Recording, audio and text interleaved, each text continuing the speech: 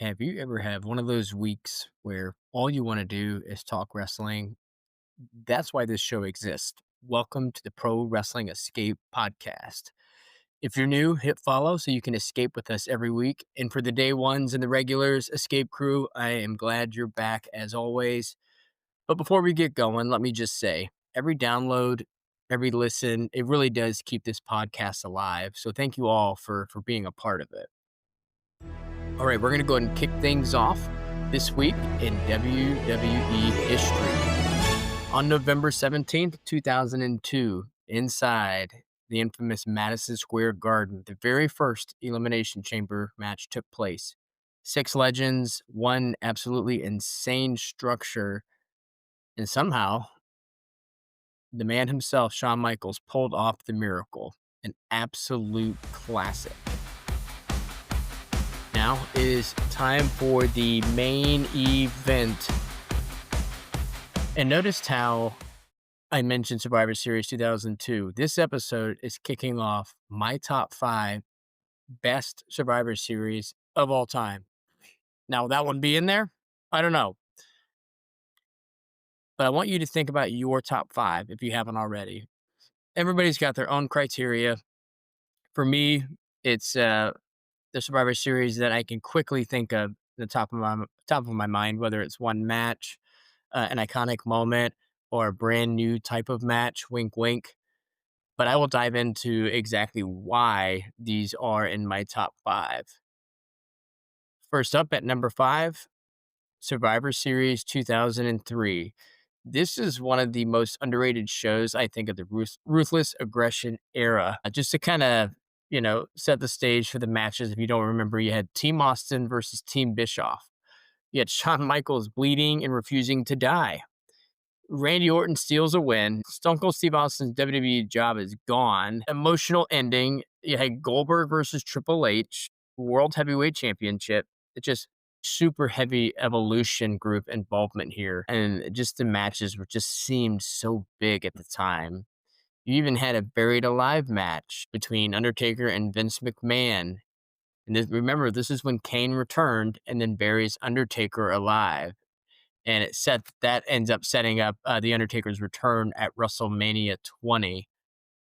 And that's not all of it. You had Team Lesnar versus Team Angle, which was Cena, Angle, Benoit versus obviously Brock, Big Show, and some other monsters. Just chaos in the best way. And why I think it was great is it's just like I said, it's a deep, wild, insanely chaotic pay-per-view filled with big storytelling moments. I feel like I'm talking it up like it's number one, but again, 2003 Survivor Series, hats off to that one.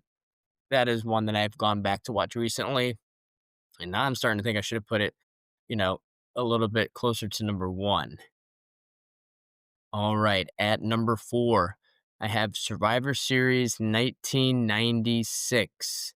Now, this was a major turning point in WWE history. This is almost, calling off or calling out to Attitude Era, starting that. And some of the key matches in this pay per view, you had Bret Hart versus Stone Cold Steve Austin. And, when you have some of those people that say Stone Cold Steve Austin, he's just really not that good in the ring, go back and watch this match.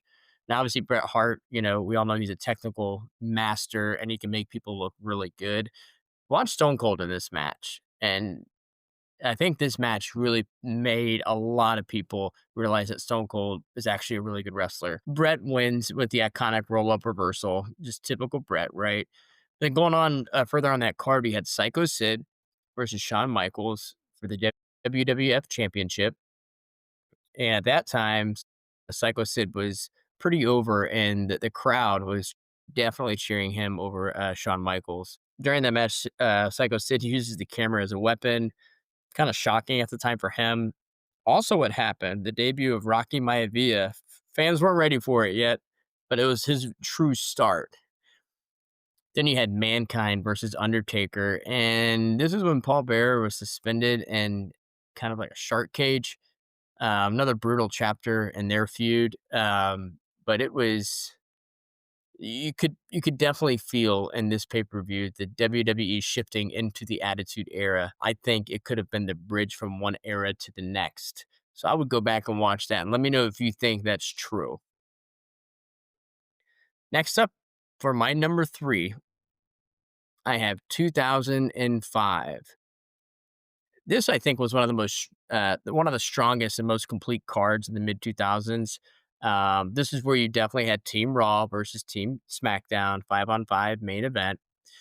Team Raw, you had Shawn Michaels, Kane, Big Show, Carlito, and Chris Masters. Then on Team SmackDown, you had Batista, Randy Orton, JBL, Bobby Lashley, and Rey Mysterio. And this is when the brand rivalry really felt important, not nowadays where you had guys getting traded and you just forget that the draft was ever a thing. But I'll never forget, when the draft became such a big thing. The first time they ever did it in WWE, I remember the action figures they were pumping out, and man, that was just genius marketing because I don't know how many Team Raw and Team SmackDown action figures I had, and if you remember on the back of it, I think it said how many of those action figures they made. So, of course, if you got one that was pretty scarce, you felt awesome, like you're on cloud nine. Now I got to go back and look and see if I can find any of those. I know I have a few of those laying around still in package. Kind of reminds me of a 40-year-old virgin. No, I'm not 40, and no, I'm not a virgin. Moving on, Shawn Michaels had a heroic final stretch during this time. Batista was going through a pretty big injury. He got through that. Randy Orton wins it for SmackDown. Now, The Undertaker returns also from a burning casket, a chilling moment. There's just a lot going on these Survivor Series. And then you had John Cena versus Kurt Angle in the WWE Championship. Cena overcame constant cheating from Kurt Angle at this time, which started to build Cena's superstar, Super Cena, if you will, foundation. Then you had Triple H versus Ric Flair, last man standing. Uh, if you're okay with blood, this is one to watch. Ric Flair is bleeding everywhere. This is your mentor versus student type match, emotional, old school fight, just physical. And this is I thought, one of Ric Flair's last great matches. Then you also had Booker T versus Chris Benoit on this card. It's best of seven. Pure wrestling. Booker T elevated himself into a main event level player. Then you had Trish Stratus versus Melina for the women's title, which at that time was a rare cross brand match. Raw versus SmackDown. Trish is in her peak here, and the crowd is pretty hot for this match. And why I think this one is number three, it's a perfect ruthless aggression snapshot. Big stories, brutal matches, and an all time ending with Undertaker returning. So ruthless aggression has really been on my mind lately, as you can tell. And I think for Survivor Series 2005, go and watch. Of course, all these I'm going to tell you to go and watch, but even if you just watch the Triple H Ric Flair match, it's a great match if you can get past the blood. Depends on how you see fit. If you really enjoy AEW, you'll probably like that match as well. Next up at number two, I have Survivor Series 2014. This was a modern classic in my mind with one of the best main events in pay-per-view history for Survivor Series. You also had Team Cena versus Team Authority. Dolph Ziggler. This is when he went into what I would like to say God mode. Big Show turns heel again here. Triple H loses his mind, and then who debuts? I know most of you remember Sting. The crowd exploded. And you had Bray Wyatt versus Dean Ambrose, entertaining chaos between the two. And AJ Lee versus Nikki Bella. Wow. And fast forward to 2025, they are relevant again. Yet and this was the Divas Championship. Then you had a fatal four-way tag match, Miz and Mizdow. They stole that with comedy brilliance. That was Damian Sandow. I met him at a house show uh, with NXT when he was still doing his gimmick, you're welcome, that kind of thing, in a Immokalee, Florida. And I don't know if any of you live in Florida or familiar with it. This was in an old gymnasium, um, pretty much in a migrant town, and there was a lot of people there. But it was just wild to go into an actual high school gym to watch an NXT event. And at this NXT event, sorry, I'm kind of going off on a tangent here. It's pretty wild who we all saw. Wyatt family. Sasha Banks, Paige. This is all before they obviously made big time. And Damian Sandow was like the special guest, and he came out in the main event. And he also signed autographs after. But just reading Miz down my notes took me back to that time. Now, back to this Survivor Series. Now, for 2014, why it's number two for me, it's that main event, and then Sting's debut just felt iconic. We were all ready for it. We all knew it was coming, and it just felt like Survivor Series to me. And I think as, the years go by, a Survivor Series, now we're going into the War Games era, which is fine. I know it's kind of, they brought it back, but I really enjoy seeing multiple teams going 5-on-5, and I think we might see it here in 2025. I think there's at least you know a male and a female 5-on-5 matchup. Hope there's more than just two. Now, before we get to number one, I'm going to do a quick honorable mention to Survivor Series 1987, and that's the first one ever. And this show created the Survivor Series identity. And why it gets a shout out for me is you had Hogan and Andre, Chapter 2. You had Bam Bam Bigelow's 1-on-3 comeback. Andre got the final elimination. Then you also had a 20-man tag team match. At the time, the tag team division was stacked. You had the Hart Foundation, you had the Bulldogs, you had Demolition. And then the Jumping Bomb Angels stole the show. Just high flying women's wrestling, just decades ahead of its time. Seriously, go and watch that. Again, that is the Jumping Bomb Angels for the 1987 Survivor Series. It's not a modern top five, but historically, it's obviously essential. Number one, think about it. I think I'm Captain Obvious over here.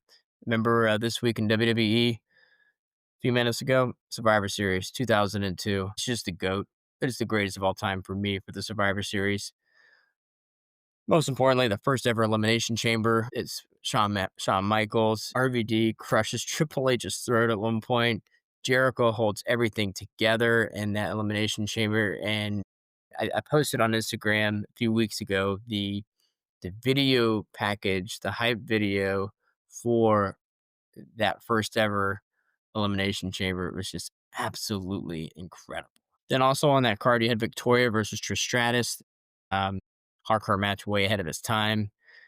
Brock Lesnar versus Big Show for the WWE Championship.